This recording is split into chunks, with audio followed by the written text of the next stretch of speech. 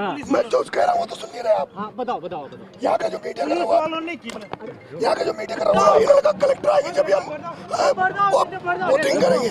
मैंने कलेक्टर को बुलाया और प्रशासन ने एक नहीं सुनी। डिप्टी एडिशनल एसपी आते 2-3 घंटे हमने वेट किया। उसके बाद जो एसडीएम था उसने एक आंगनबाड़ी महिला से, एक उसके पति अपंग था और एक टीचर था, उनसे गाली गलौज करते हुए जबरदस्ती उनका वोट जब डलवाया उस समय मैं पूरा गांव उत्तेजित हुआ। मैं गुस्से में था, मैंने एसडीएम के थप्पड़ जड़ा। ये बात सही है। थप्पड़ जड़ने के बाद मामला शांत हुआ। हम लोग नरेश जी ये तो मानते हैं कि आपने थप्पड़ आपने मारा था? बिल्कुल माना था। मैंने मारा था। क्यों मारा था? इसलिए मारा था उस एसडीएम ने जो कन्हैया चौधरी का एजेंट था, बीजेपी का एजेंट था, जो एसडीएम मालपुरा लगा हुआ कन्हैया के एरिया में, उसको यहाँ आरोप बनाया था। वो यहाँ पूरे एरिया में मुझे हराने के लिए पूरा प्रयास कर रहा था। उसने यहाँ फर्जी वोटिंग चला के 3 वोट डला के उसका ये मन था कि भाई बहिष्कार कैंसिल हो गया। फिर जब उसका पाने वाले ये स्टेज लगा रहा था, मैं यहीं खड़ा था। हमने यहाँ पंक्ति लगा दी थी खाने की पंक्ति लगा दी थी। हमारे खाने की पिकअप आ गई थी। पुलिस वाले पिकअप को लाने नहीं दे रहे थे। तो मैं जब कुछ बच्चे भी गायब हैं, यहाँ से गायब हैं। मैं जब पिकअप को लेने गया, नरेश जी एक बात ये बताओ, किसने फायरिंग किसने करी, गाड़ियाँ क्यों चली, इतना लॉ एंड ऑर्डर क्यों बिगड़ा? सब कुछ पुलिस ने किया। मैं जो कह रहा हूँ तो सुन नहीं रहे आप। बताओ। यहाँ का जो मीडिया कर रहा हुआ आप करोगे क्या? मैं एक मीडिया वाला कह रहा, मैं लोग नहीं और रामदेव की तरफ भाग गया। मैं मर दूं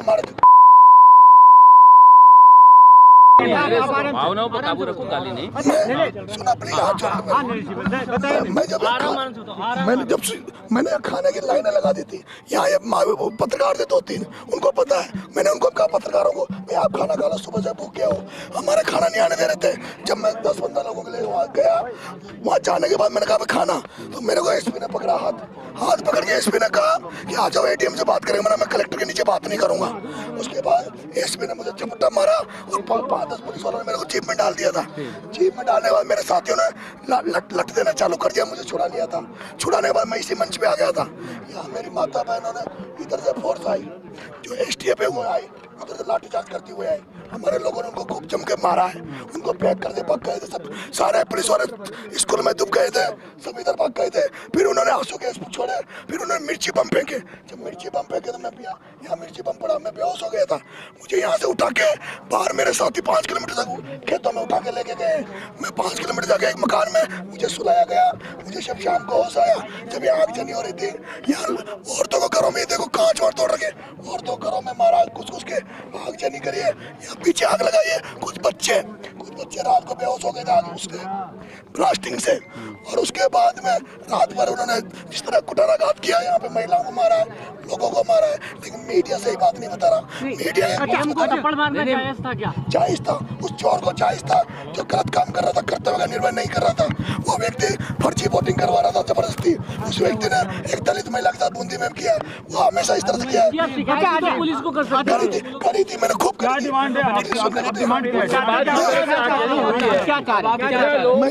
मैं यहाँ गिरफ्तारी देने आया हूँ और मैं डिमांड यही करता हूँ कि न्यायिक जांच होनी चाहिए मामले की, और उन जो पुलिस वालों ने जो कार्रवाई की कल, उनके खिलाफ भी कार्रवाई होनी चाहिए। एसपी के खिलाफ कार्रवाई होनी चाहिए, उन सभी पुलिस वालों के खिलाफ कार्रवाई होनी चाहिए जिन्होंने यहाँ पे बर्बरतापूर्ण कार्रवाई की, मकानों को तोड़ दिया, गाड़ियों में आग लगा दी। एसपी खुद एसपी आता, एसपी आता, और जो भी अफसर थे उनके नेतृत्व में सारा कुछ हुआ था।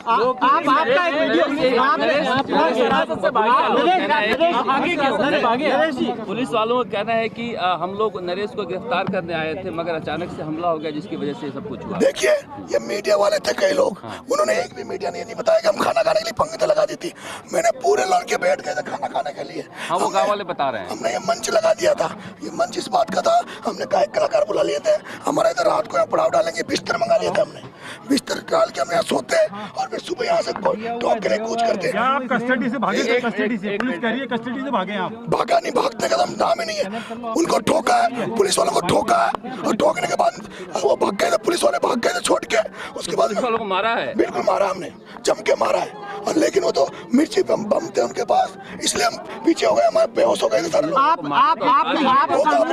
बिगड़ेगी ना, आप बताएं कि आप बिगड़ेंगे जो लोग तो कानून व्यवस्था जो लोग बिगड़ेगी ना। हम बिगड़े, कानून व्यवस्था बिगड़े तो जो नहीं सुधरेंगे उनको ऐसे ही सुधारेंगे। आपने लठ लेकर, आपने एक वीडियो भी है जिसमें आप अपने समर्थकों को कह रहे हैं कि लठ लेकर आ जाएं, जेली लेकर आए, फावड़ा लेकर आए, तो ये सामने आमने सामने की लड़ाई नहीं है। सुबह से जो पुलिस जो बर्ताव कर रही थी उसका आवाज हमारे पास कोई सुनने वाला नहीं था।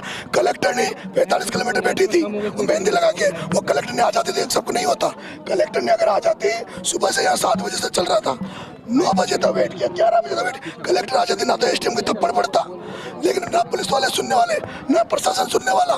मैं तो निर्दलीय लड़ रहा था। आप तो निर्दलीय खुद ही कैंडिडेट थे। कानून हाथ में लेने से तो आपको नुकसान आप तो होगा। होगा नुकसान, मुझे कोई फर्क नहीं पड़ता। अच्छा, ये गांव वाले भी परेशान हो रहे हैं इससे। तो ये मेरे को दुख है इनका, इसलिए मैं आया हूँ, इनको हिम्मत बताने आ रहा हूँ। मैं इनको छोड़ के नहीं भाग सकता, मैं छोड़ के नहीं भाग सकता। मैं गिरफ्तारी देने आया हूँ, इनके साथ खड़ा हूँ और जो भी ये आदेश करेंगे हम पूरे समाज से, पूरे लोगों से इनके लिए भीख मांगूंगा।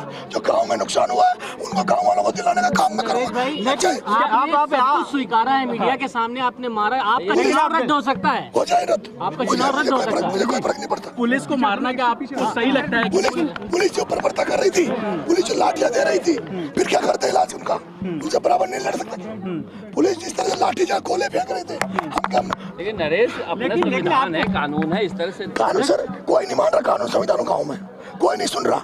सब यहाँ पर अत्याचार होता है, ये सब लुटेरे हैं, चोर है, सब लोगों को लूट रहे हैं। पुलिस कह रही है आपको पकड़ने आए थे, आप भागे। भागा नहीं, भागना नरेश मैंने सीखा ही नहीं। पुलिस को पीट के भागे तो पुलिस को मेरे साथियों ने ठोका ढंग से, पुलिस भाग गई थी, मैं निकला वहाँ से, इसी मंच पे आके मैं बैठा, फिर यहाँ से फोर्स आई। नरेश, जब पुलिस पर हमला होगा तो पुलिस जवाबी कार्रवाई करेगी? नहीं सर, पहले उन्होंने शुरुआत उन्होंने करी है, हमने बराबर का जवाब दिया, लेकिन हमारा एक आदमी। अच्छा, एक बात बताएं, पुलिस आपको अरेस्ट करने के लिए, बिल्कुल, जब कोई सुने नहीं, जब कोई सुने नहीं, कलेक्टर यहाँ आए नहीं, जब कोई सुनने वाला नहीं हो तो क्या जवाब दे?